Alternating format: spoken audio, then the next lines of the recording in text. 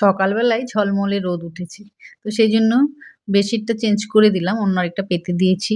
তো সকল বন্ধুকে ঝলমলে রোদের সকালের অনেক শুভেচ্ছা জানাই।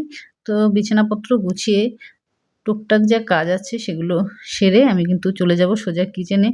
আর আজকে তো শুক্রবার, স্কুলে যাবে ওরা। গতকালকে বন্ধ ছিল স্কুল।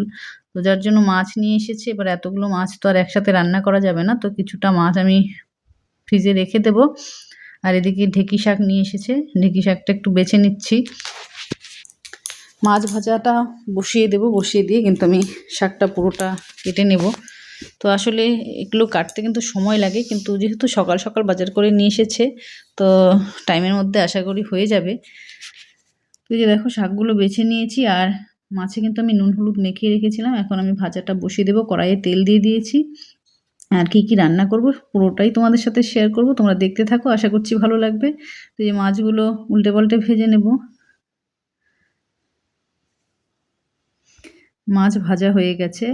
তো এবারে নামিয়ে নেব। আসলে মাছ আমার ভীষণ ভালো লাগে। চিকেন থেকে কিন্তু মাছ ভালো লাগে। মেয়ে আবার বেশি একটা পছন্দ করে না। তো কাতল মাছের আবার তেলও ছিল। তো তেলটা আমি আলু বেগুন দিয়ে ভাজা করব। আলু বেগুনটা আমি কেটে রেখেছি। আর এদিকে দেখো শাক কিন্তু আমি গরম জলে ধুয়ে নিই, কারণ শাক খেতে যতই ভালো হোক কিন্তু কোথায় না কোথায় নোংরাই হয়। তো আমি চেষ্টা করি একটু গরম জলে ধুয়ে নিতে।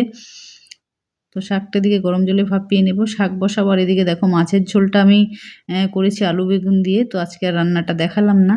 আর মাছের তেলটা ছিল সেটা আলু বেগুন দিয়ে ভাজা করেছি। মেয়ের জন্য আবার স্কুলের টিফিন তৈরি করতে হবে আজকে, না রুটি দিলাম না।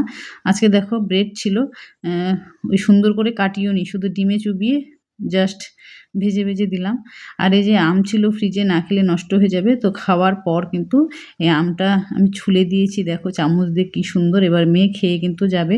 তো এই ছিল আজকে রান্নাবান্নার ভিডিওটা। তো তোমাদের কেমন লাগলো জানিও। সকলকে এতক্ষণ ধরে দেখার জন্য অসংখ্য ধন্যবাদ। সবাই ভালো থেকো, টাটা।